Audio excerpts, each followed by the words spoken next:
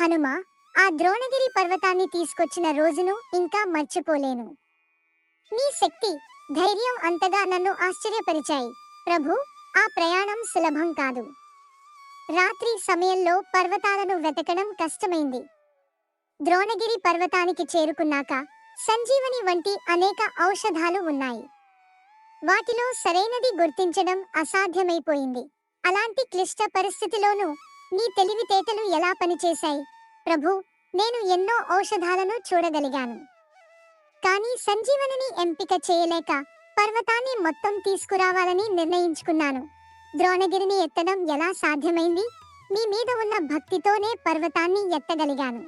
అయితే మార్గం మధ్యలో రావణుడు పంపిన అసురులను ఎదుర్కోవడం కూడా ఒక సవాలు.